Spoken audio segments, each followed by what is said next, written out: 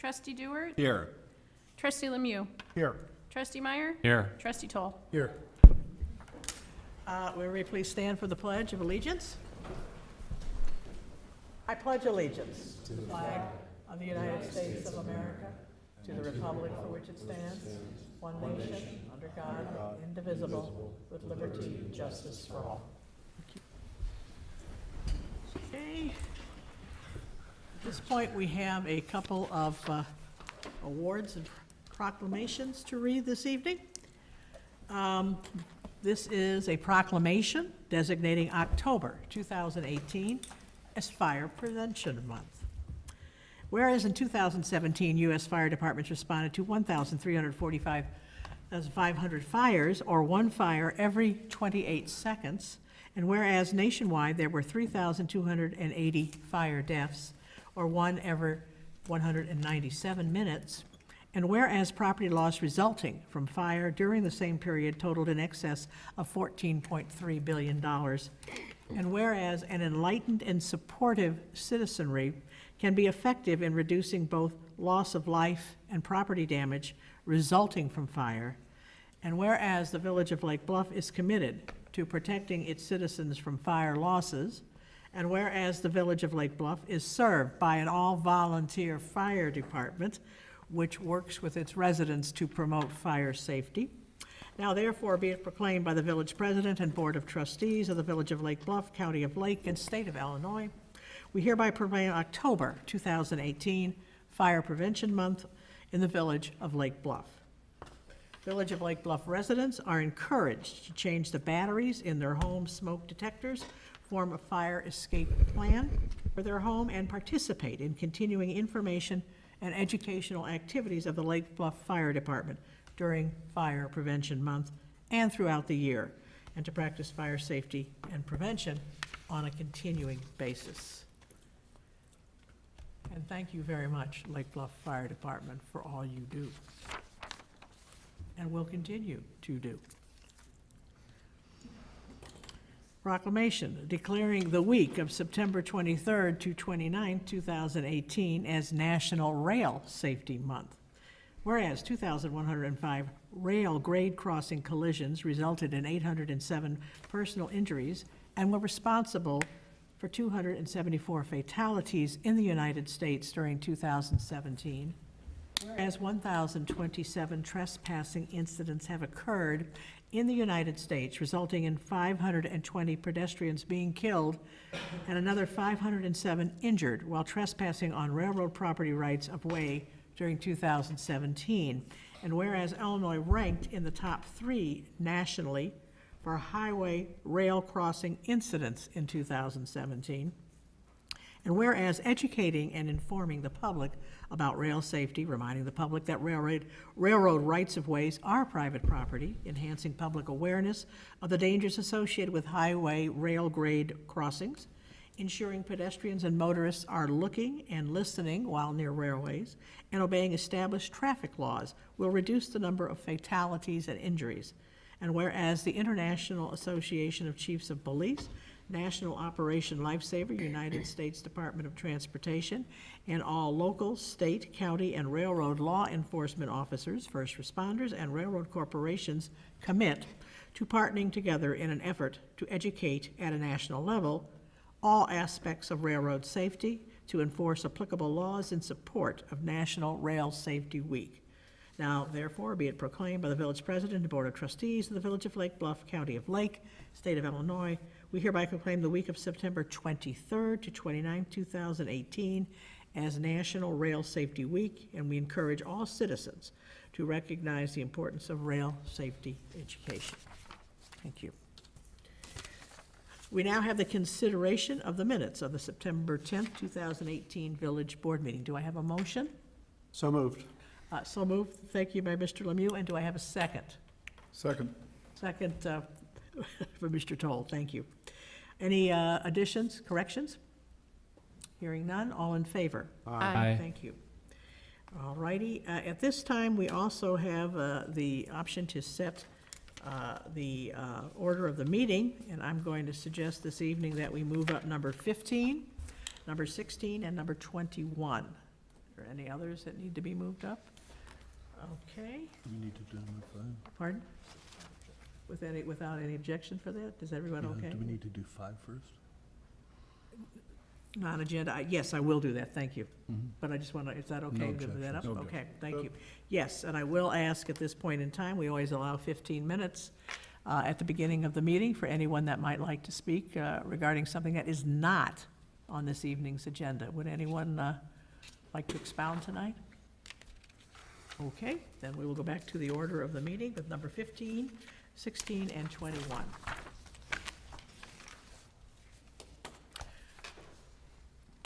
We will now take an ordinance designating the residence and site located at 406 East Prospect Avenue as a Lake Bluff Historic Landmark. On August 14, 2018, the Village of Lake Bluff received an application to designate the structure and site located at 406 East Prospect Avenue as a historic landmark. The Historic Preservation Commission held a public hearing on September 12th and voted unanimously to recommend the village board approve the application as it found that the building and site met the criteria for landmark designation. While a full list of the criteria identified by the HPC is enumerated in the draft ordinance, the property's principal merit is its close connection to the village's camp meeting history and to Mr. Rockwell Clancy, president of the Lake Bluff Children's Home of Trustees for many years. Should the village board approve the ordinance, this would represent the 27th home designated as a landmark in Lake Bluff since the Historic Preservation Ordinance was established in February of 2001. Do I have a motion? So moved. So moved by Mr. Dewart. Do I have a second? Second. And second by Mr. Lemieux. One of the things I understand, is that one of the criteria is theoretically there has to be in some of the criteria elevation, which for some of these pieces of property are nigh on impossible to find out as they were built as cottages back in the 1880s. So I would look, we can. So there is a provision in our code that requires a site plan for all applications for landmark designations, and the site plan is to include elevation drawings.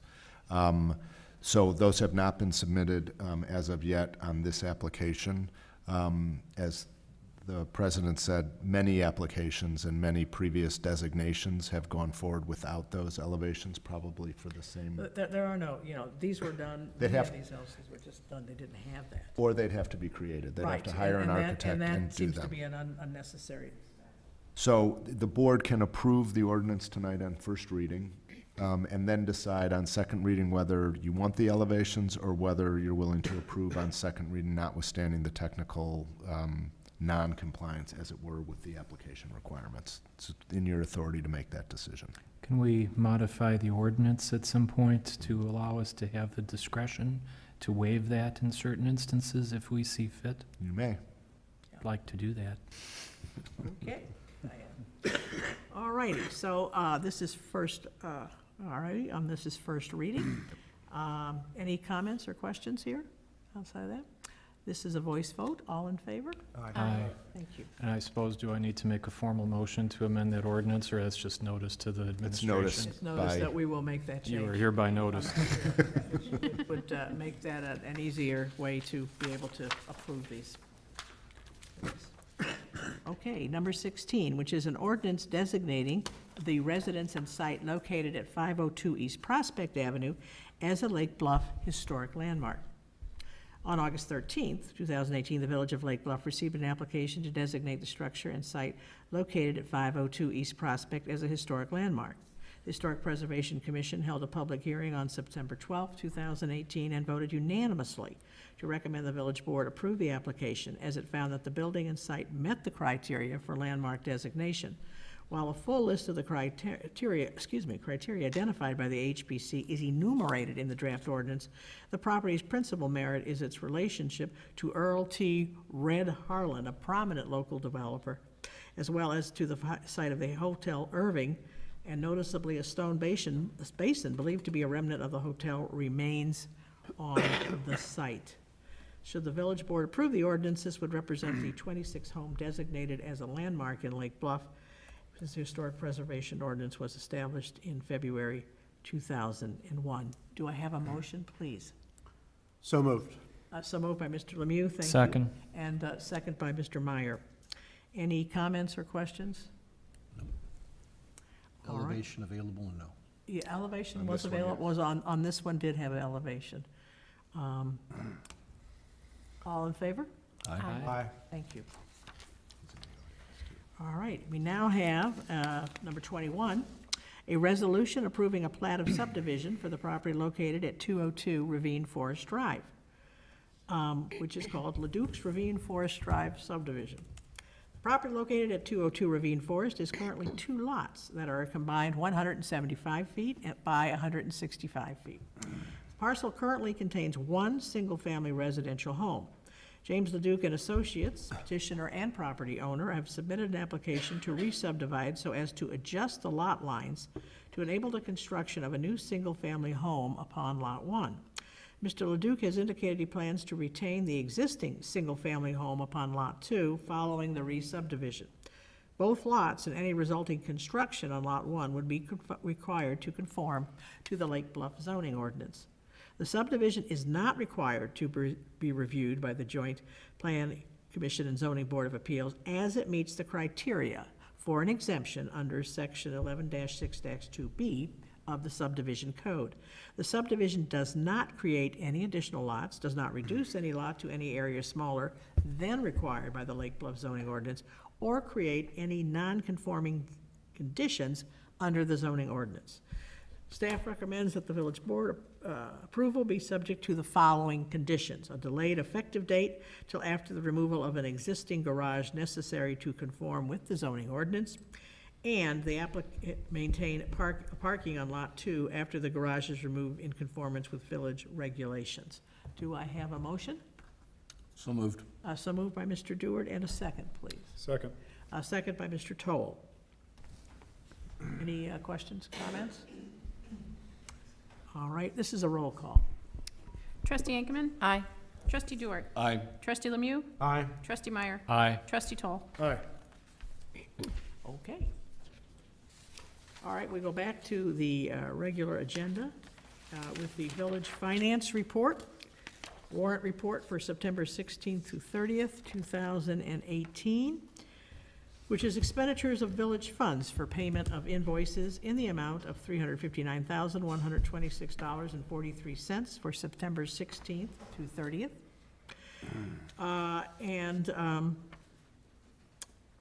I have a motion to accept the warrant report? So Approve moved. it, rather? So moved. Was Mr. Meyer, and a second. Second. Second by Mr. Lemieux. All righty, any questions for the finance director? None. All right, Nope. hearing none, roll call, please. Trustee Dewart? Aye. Trustee Lemieux? Aye. Trustee Meyer? Aye. Trustee Toll? Aye. Trustee Ankerman? Aye. All right, we also have acceptance of the August 2018 finance report here, and do I have a motion to accept this report? So moved. So moved by Mr. Dewart, and a second. Second. A second by Ms. Ankerman, and if I'd ask the finance director to give us a summary? Sure. Sales tax revenue for June of 2018 of $294,043 is almost the same as June of 17.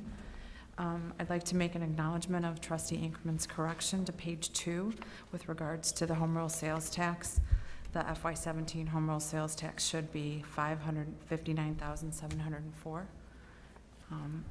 Having said that, home rule sales tax revenue for June of 2018 of $91,612 is about $1,200 less than June of 2017, and the state continues to charge an admin fee. The May through June of 2019 fees total $2,812. Building permit revenue for FY19 May through August is $134,960.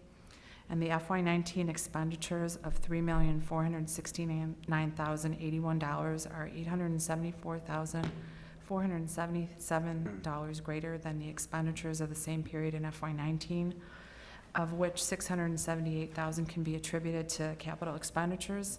To date, significant expenditures paid are train station improvements, the audio-visual equipment in the boardroom, and non-MFT paving expenses. Current expenditures are consistent or less than budget. Any questions? This is a roll call vote. Okay. No, actually, it's not. It's Voice a Voice voice vote, I'm sorry. Okay, all in favor? Aye. My apologies.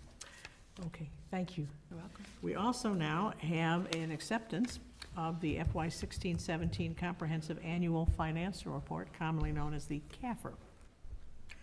The Comprehensive Annual Financial Report, CAFR, provides a complete picture of the village's financial health and is comprised of the basic financial statements with footnotes, a transmittal letter, a management and discussion analysis, detailed fund letter statements, and budget comparisons and statistical information for the past 10 years. The village received an unmodified opinion from its auditor, Skiddich LLP, that the financial statements are fairly presented in conformity with generally accepted accounting principles. This represents the highest opinion that an organization can receive. At their September 20th meeting, the Finance Committee reviewed the draft CAFR, met with Martha Trotter, Audit Manager with Skiddich, and voted unanimously to recommend to the Village Board acceptance of the 2018 CAFR. The 2018 CAFR is available on the village's website, and printed bound copies are available at Village Hall, Public Safety Building, and the Lake Bluff Library. Do we have a motion to accept this report? So moved. So moved by Mr. Dewar, and I need Second. second by Mr. Meyer. And I have Mr. Dan Berg, who's a partner with Skiddich. Would you like to just give a couple of the highlights, Dan, please? Very quickly, thank you so much for allowing me to present to you, and thank you for being so kind to Martha. I've received several compliments about her presentation to the Finance Committee, and really, I'm more here to answer any questions that may have come up since then, but I did want to report that the audit went very well, very smoothly. We're able to get this document out in time. We're at least a month ahead of time of all the deadlines that are necessary for the filing with Government Finance Officers Association for Certificate of Achievement for Excellence in Financial Reporting, the state, comptroller, and the county. So I'd also want to thank Bettina and Marlene for their cooperation and state of readiness during the course of the audit. They did a nice job getting ready, and we appreciate it. It enabled us to get this document out on time. So in addition to the comprehensive annual financial report, we did issue a board communication. It contained no material weaknesses, no significant deficiencies. Congratulations.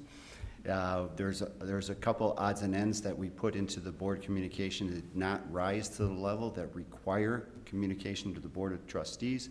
However, we put them in there for the purposes of increasing efficiency or things of that nature. It really wasn't anything, a big ticket item, if you will, kind of small cleanup items.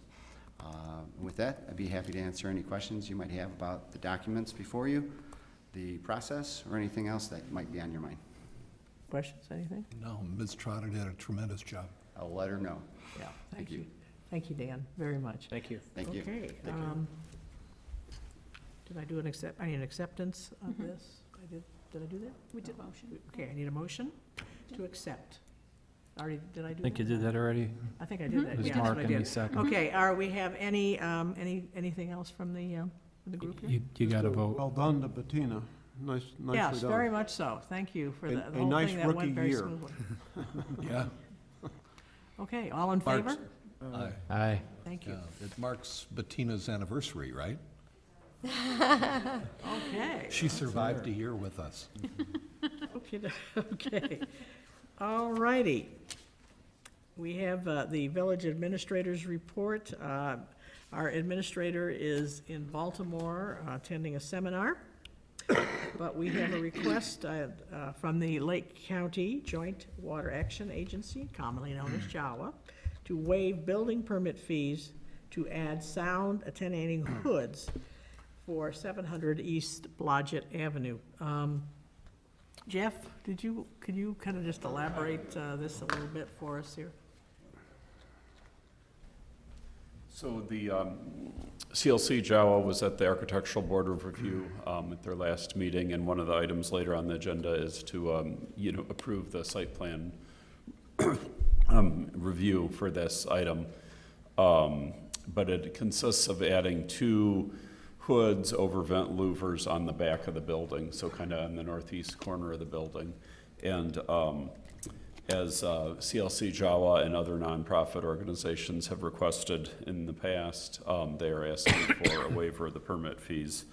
In this case, the cost of construction for the work is rather small, $6,350. So the amount of the permit fee would only come to $210 if it were not waived. I see.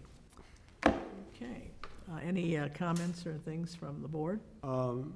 My comment is the same one I should have made last time. I find it insulting that another agency ties up our staff and their staff to ask for $200 of fee reduction. So I will be voting no for this.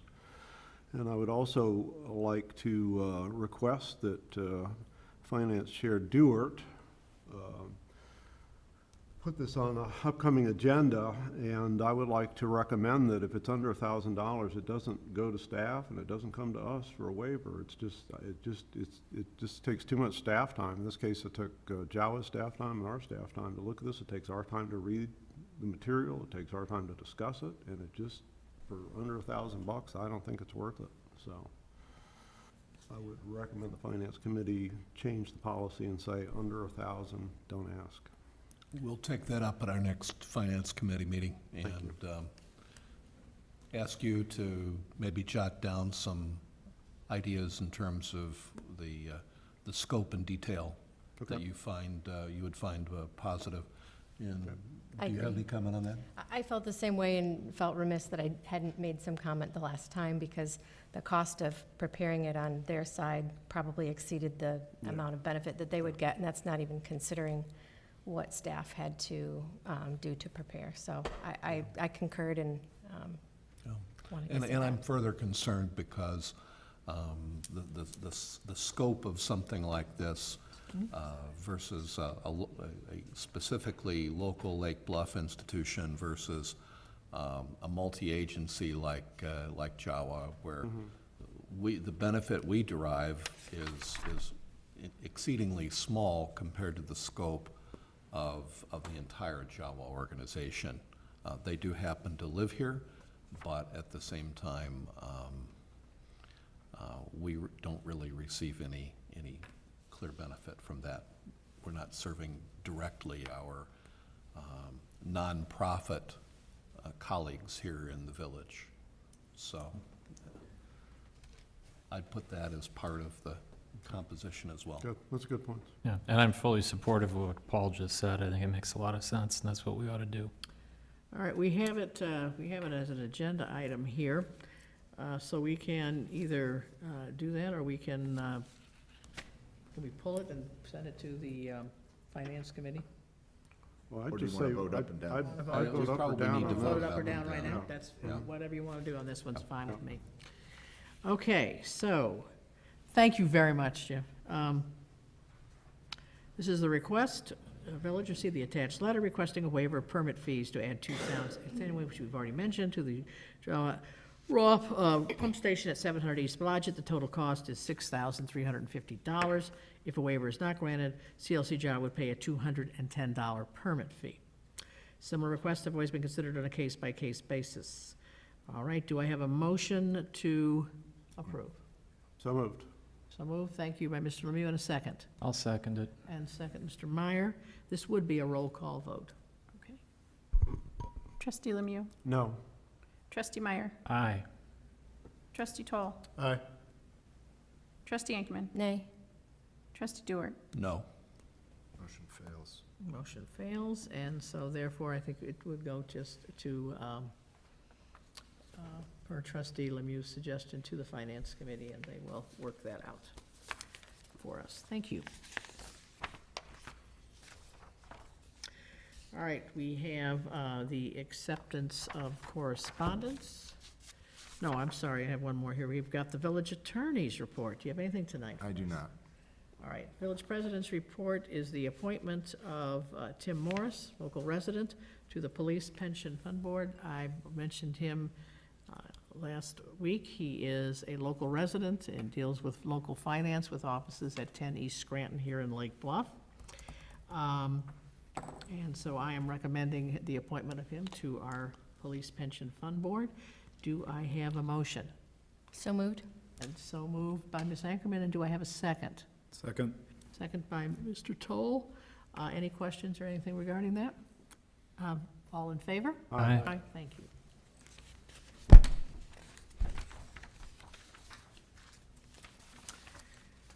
We also have at this point the acceptance of the correspondence. All right, that was delivered to the Village Board of Trustees in the informational report September 7th and 14th of 2018. Do I have a motion? So moved. So moved by thank you, Mr. Lemieux, and I second, please. Second. Second by Mr. Toll. All in favor? Aye. Thank you. We now have a resolution approving a site plan for sound attenuating hoods, which we've mentioned before at 700 East Blodgett. All right. Jawa owns the building at 700 East Blodgett Avenue, which houses a pumping station, pulls water from Lake Michigan and sends it to the treatment plant on 176. Jawa recently tested noise level around their building and discovered that noise emitted from indoor equipment through two ventilation louvers on the back of the building exceeds state standards. They propose to correct this by installing sound attenuating hoods over these two louvers. The item was reviewed by the Architectural Board of Review at their meeting on September 11th. ABR voted 7-0 to recommend the village board approve the site plan. All right, do I have a motion, please? So moved. So moved by Mr. Toll, second second. by Mr. Lemieux. Any questions regarding that? That's a roll call vote. Trustee Meyer? Aye. Trustee Toll? Aye. Trustee Ankman? Aye. Trustee Dewart? Aye. Trustee Lemieux? Aye. Okay, item number 13, which is a resolution approving a sign exemption request at 101 South Waukegan Road. J. Emil Anderson & Sons purchased the office building at 101 South Waukegan Road a year ago. They are requesting approval to replace the ground sign near the corner of Carriage Park Lane and Waukegan Road, and to install a wall sign with the address numbers on the front facade of the building. The other existing ground sign near the driveway entrance will remain in place. In the L1 zoning district, the sign code allows a corner lot to have two ground signs of up to 64 square feet of total area, counting both sides of the two-sided signs. The Architectural Board of Reviews had recommended the sign code be changed to allow two-sided signs to be up to 64 square feet on each side, and this proposed code change will be heard by the PCZBA in October. The proposed new ground sign is 64 square feet on each side, so it complies with the proposed new code, but requires an exemption from the requirements of the current code. A similar exemption has been approved for the North Shore University Health System and others in the business park. The proposed wall sign complies with the sign code.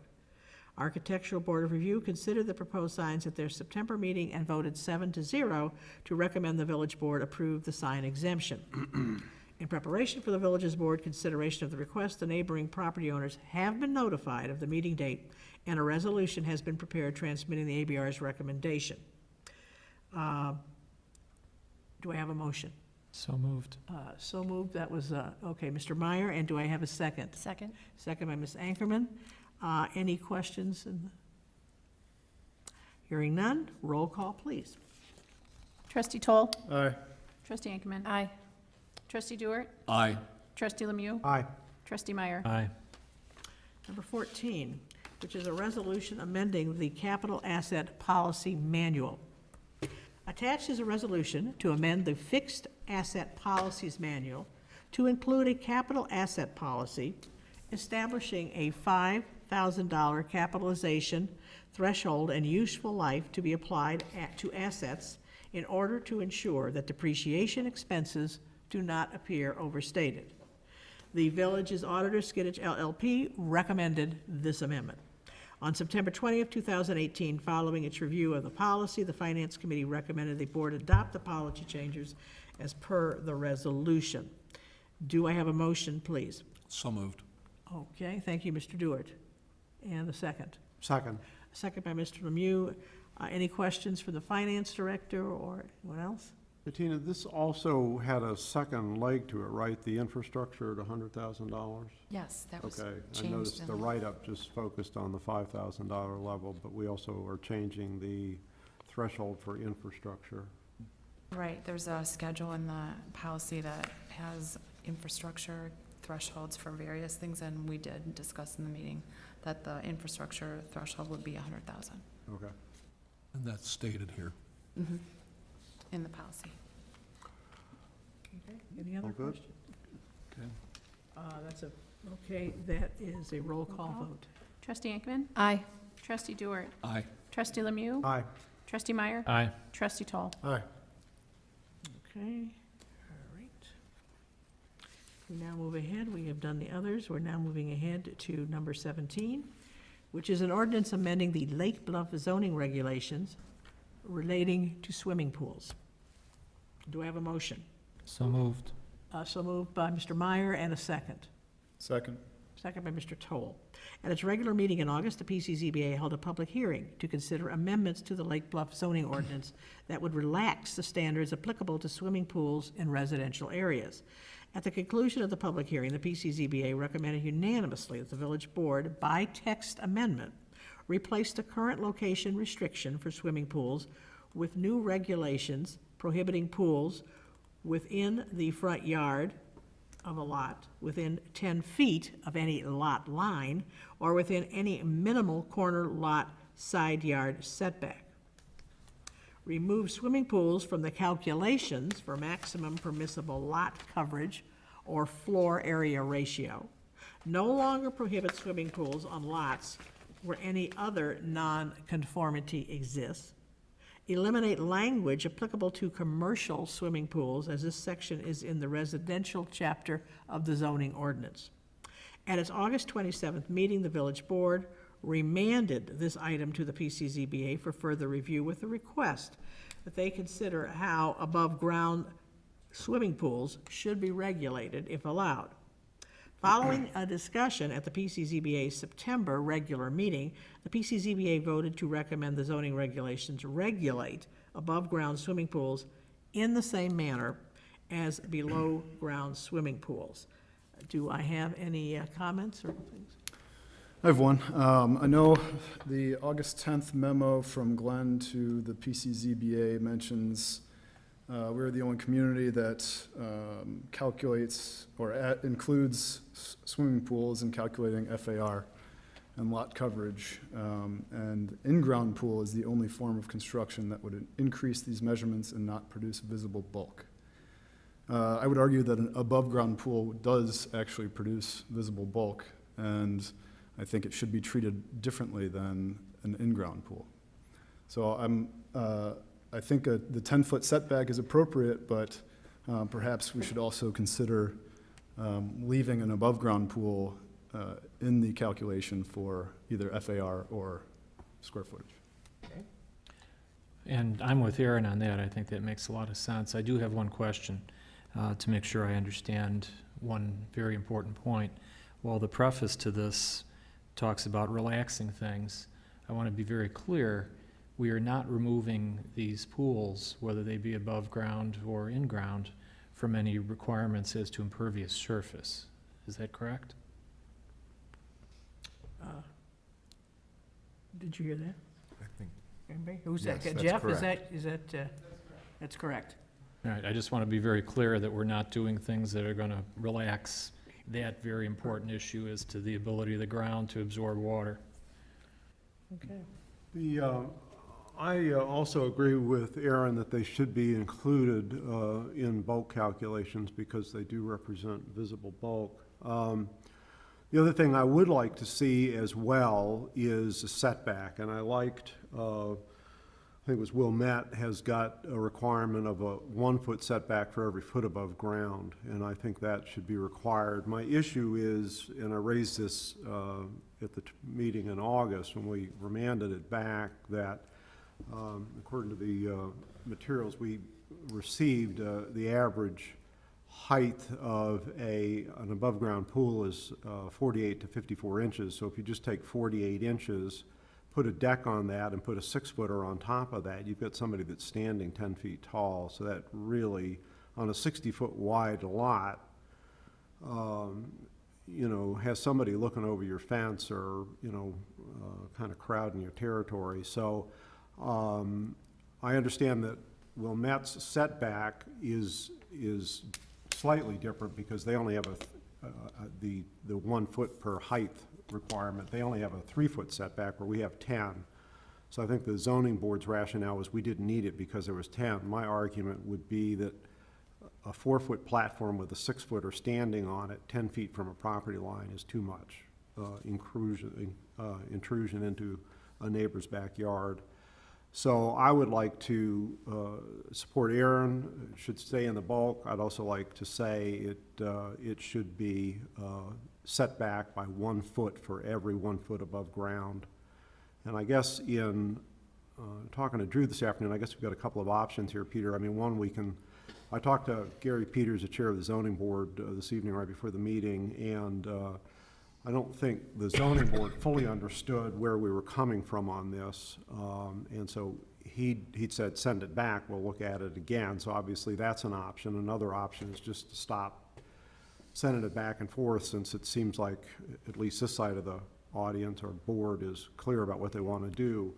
I guess we can approve this with those kind of qualitative changes, and then at the next reading, you could have put the specific language in there, and we would then vote on the ordinance with the specific language in it. Correct, so you'd approve tonight, first reading as amended with these changes, and then you'd see the black line At the second changes amendment, right, when or you the approve second second reading. amendment, or second reading. What about down here? Any comments from you all? Well, my thought was when you casually spoke with the member of the PCZBA, did that seem like an option that would, you know, make the committee feel that they were being heard and listened to and respected? Well, we've done that before, and we did send it back Mhm. once. And I think, you know, we could do that again, and we'll just, I think, kind of prolong this. I I guess. mean, we could prolong it. There's no sense of urgency here. There We don't- is someone that is hung up on this now. Now, whether regardless, they have enough time to put a pool in or not, I don't know, but there is an application hanging. My only issue, and I don't want to be disrespectful to the PCZBA, so if there's a sense that us taking action is, then I would be uncomfortable with that. But I think, you know, before, we had some questions, and we were kind of like, okay, PCZBA, would you look at this again? Well, now, I think we're very specific about what we want to see in this, and rather than make them say that back to us, I'd say just cut to the chase. If we know what we want in this, let's put it in. And there is precedent for that. We have done that in the past, where we have done that. Just to clarify, Paul, so you would like to see 1 foot for every 1 foot of elevation in addition to the 10 feet? Yes, thank you for clarifying that. Okay. All right, so I'm going to suggest that we approve it, or vote on it right now, with the suggested changes in it. And then when it comes back in 2 weeks for second reading, it would have the modifications and Correct. changes in that. Is that acceptable to everybody? Yeah, when's the next PCZBA meeting? Oh, it's the third Wednesday. Is it third Wednesday. Wednesday? I think it's the third Wednesday. Okay. Okay. All righty, so, do I have a motion? Did I do that already? Okay, I did that. All right, thank you. All in favor? Aye. Aye. With the caveats that have been recommended. And we'll come back, you will see at the second reading. Okay. Thank you.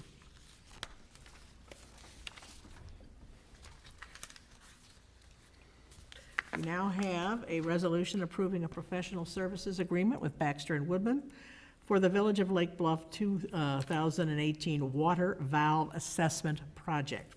Do I have a motion, please? So moved. Second. So moved by Mr. Meyer and second by Mr. Toll. During the water main breaks, village staff turned off nearby valves to isolate the broken section of pipe for repairs. This results in greatly reduced water pressure or no water services to homes in the impacted area while repairs are being made. Staff has had several instances where valves near water main breaks have been inoperable and thus were forced to shut off valves further from the break and impact services to a greater area while repairs are being made. The village's FY 2019 budget includes $25,000 for the evaluation of water valves, and the FY 2020 budget includes $150,000 for the repair and placement of water valves and hydrants. Village staff requested and received a proposal from Baxter and Woodman Incorporated to perform an assessment of as many valves as that $25,000 budget allows. The proposed estimates that 160 to 200 of the approximately 570 valves in the village will be assessed. Staff intends to use the results of the assessment to plan for the FY 2020 repair and replacement project. Village engineer recommends approval of the professional services agreement in the amount of $25,000. Does anybody have any comments, or Jeff, do you have anything you would like to say? No, just, you know, Just what here it to says in the answer memo. anything. Yep. How about any questions? How do you select the subset of valves to evaluate? For Or this- is that Baxter's? Well, what we're asking them to do is start in the north terrace, where I think we've had the most problems, and then work the west and the east terrace, where we've also had issues. Those will be easier for this subset because there's a lot less new, replaced water main. It's more original to the subdivisions, whereas the east side of town, one street is new, one street is old. It'd be a little less efficient to have them trying to hit all the older valves. So the plan is to go through the terraces with this project. Jeff, do all of them need to be inspected ultimately, or? They probably should be. The idea here is, this is also gonna help our mapping. We do have some on the map that are either buried or don't exist, so we'll be able to clean that up, so when our guys go to shut one off, they actually know where they are. But this will be, it's kind of a test section, let's see how many we can get done for the dollars, make Okay. sure it's worth doing it, and then find out, if we're gonna get a maintenance log out of this. Okay. And if its maintenance log is long, then we probably would want to recommend putting the dollars towards fixing the ones that are broken versus testing more before we've even Okay. taken care of the Okay. problems in this Okay, side. that answers a number of questions that I had. Thank you. Anybody else have questions? Very good, I'm glad we see we're doing this. Thank you very much. All righty, this is a roll call vote. Trustee Dewart. Aye. Trustee Lemieux. Aye. Trustee Meyer. Aye. Trustee Toll. Aye. Trustee Enkelman. Aye. Item number 19, which is a resolution approving an amendment to the Village of Lake Bluff's FY 2019 official pay plan for fire department personnel. Attached is a resolution approving an amendment to the FY 19 Village of Lake Bluff official pay plan. This document, which was last updated on April 23, 2018, establishes the authority and official guidelines by which the village administrator may appoint, promote, evaluate, and compensate all village employees except those employees subject to one of the 3 collective bargaining agreements: police sergeants, police officers, and public works unions. At the September 20th meeting, the Finance Committee reviewed the proposed amendment, a schedule of hourly pay rates for part-time firefighters, firefighter EMTs, and firefighter paramedics, and unanimously recommended approval of the changes to the pay plan. As outlined in the Finance Committee's meeting, the fire department will hire paid on-premise staff to ensure emergency response and set an organizational foundation should the village elect to offer ALS ambulance service in the future. Fire Chief David Graff and Finance Director Bettina O'Connell will be available to respond to questions from the village board. Do I have a motion to approve? So moved. So moved by Mr. Dewart, and a second? Did I get a second? I'm sorry. Meyer. Mr. Meyer. Meyer, thank you. Chief, do you have some comments that you would like to make, or? One of the Just here to- questions that we'd asked in the Finance Committee meeting was whether the proposed rates were competitive, and we were assured they were. We believe that the, excuse me, the range that is set in the pay plan is certainly competitive on the North Shore and throughout Lake County. This is from a sampling that we've done of other departments that are doing similar type programs and so forth. This should suffice, and our initial reaction for, if you will, testing response and interest has been very good. Good, that's good to hear. This is sort of a sleeper item on the agenda. I mean, it comes to us as a pay scale thing, but it really is a landmark change in the way we are It is. handling the fire It department. is. I As, think with the demise of the Rockland Fire Protection District and being taken over by both Libertyville and Lake Forest, that will cause us to make some adjustments, which I understand our fire department is been planning for quite a long time and has ready to execute whenever necessary. Is that correct, Chief? Yes, sir. Yes, ma'am. That's Very all. much so. And it is, I will say though, it is actually very much in keeping with the proposal that the village presented to the Rockland Fire Protection District. Yep. If that proposal had been accepted, or for some miraculous resurgence,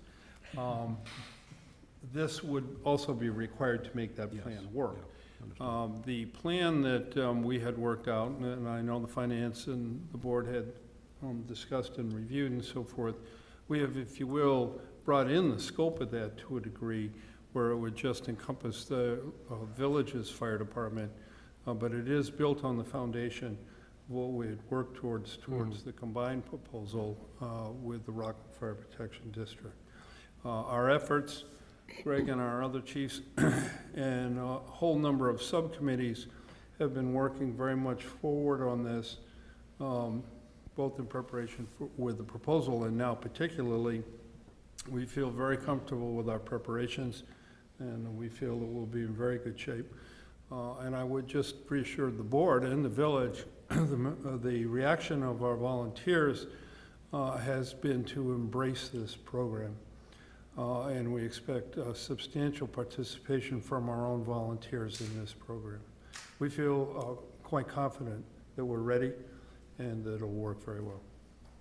And we appreciate your support throughout all of this. Well, thank you for all your work. I know this has been a tremendous amount of work, both the proposal to Rockland and then the subsequent what happens if that didn't happen. So, Yes, sir. Thank you. Thank you very much. Yeah, we are very confident in your planning and everything else, and we're looking forward to moving ahead to the next level of where we might need to go.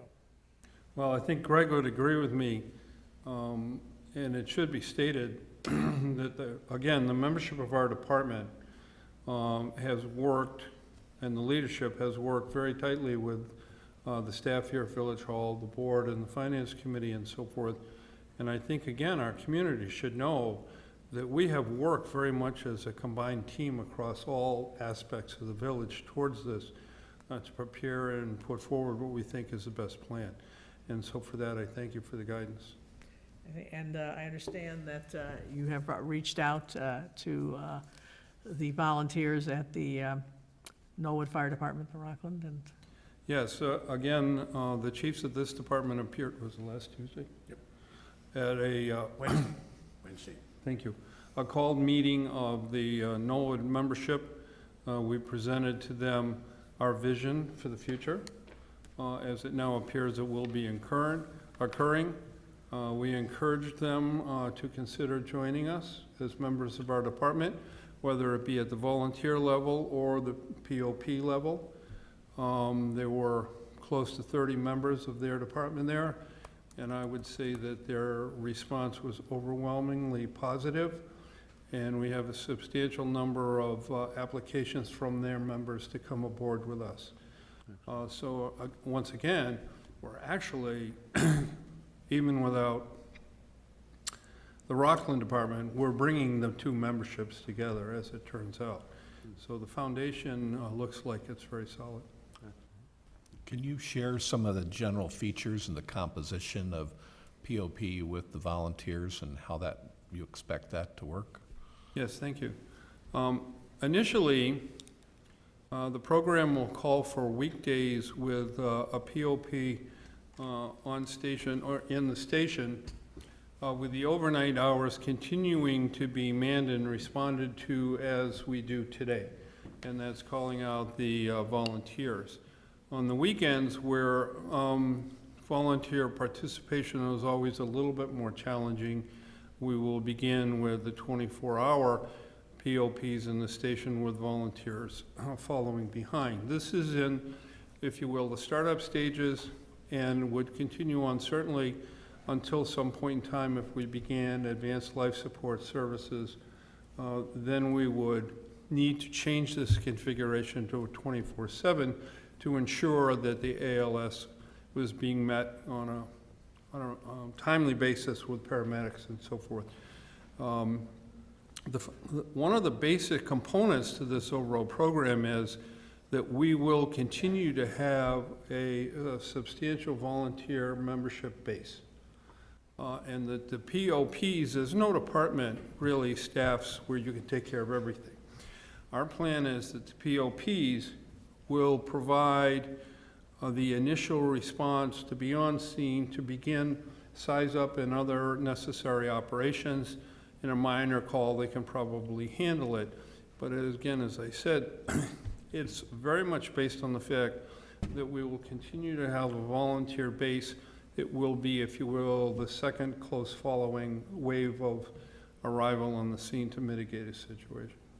So the community should be assured that the high quality of service we've been accustomed to will continue and perhaps even be enhanced by what you're I'll proposing. let you answer that. Certainly enhanced. We're basically replacing what we're losing in Norwood with what we're gonna have in our station. It'll just be enhanced, it'll just be even better. And structurally, physically, trucks, equipment, resources, everything is, the table's very well set. It's set, yes, it is, thanks to the support of the village. Absolutely. We are very pleased, and we thank you, and thank everyone that's been a part of this as we move forward with the next generation of Lake Bluff firefighters since 1897. We thank you very much. That's the day I started. You haven't been here since then. Thank you very much. Okay. I don't think we have voted on this one yet. Roll call vote. All in favor? Aye. Thank you. All righty, we are now up to number 20, which is an ordinance granting a variation from the village's maximum gross floor area restrictions at 700 East Center Avenue. At the regular meetings of the Historic Preservation Commission in June and July, the HPC conducted an advisory review of various changes proposed to the historic landmark resident at 700 East Center Avenue, including the demolition of a greenhouse and 2 sheds and the replacement with a single structure. Following additional investigation by the HPC to confirm that the structures did not have any historic significance, the HPC found that the proposed work was not inconsistent with the Historic Preservation Ordinance and discharged the property from the advisory review. Subsequent to the conclusion of advisory review and the demolition of the accessory structures, the petitioner's contractor calculated the regulatory floor area of 700 East Center Avenue, which was found to be in excess of that permitted. Accordingly, even though the work would result in a net decrease to the nonconformity of the lot, 2,645 square feet in excess prior to demolition, 2,240 square feet after the new shed is construction, zoning relief would be required to construct the new proposed structure. In their application for zoning relief, the petitioner asserts the historic nature of the site, the substandard construction of the existing 3 structures, and their propensity to flood contribute to the unique hardship asserted to exist at the property.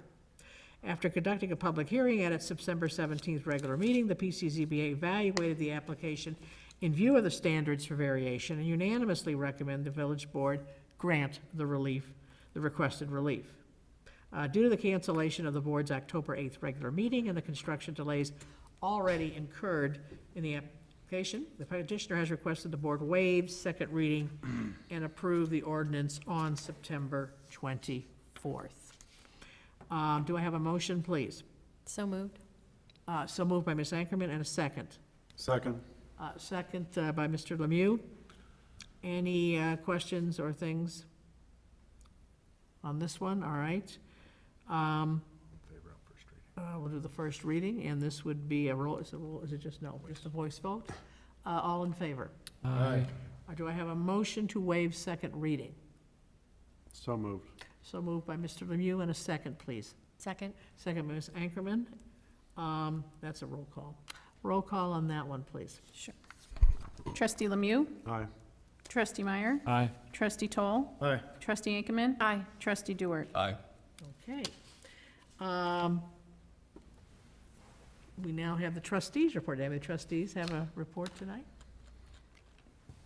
All righty, we are now going to make a motion to go in executive session to approve the minutes of the September 10th, 2018 executive session and discuss threatened litigation. Do I have a motion? So moved. Mr. Meyer? Second? Okay, that was. Mr. Meyer? Mr. I thank you, and Ms. Ankerman as second. All righty, all in favor? Aye. Thank you.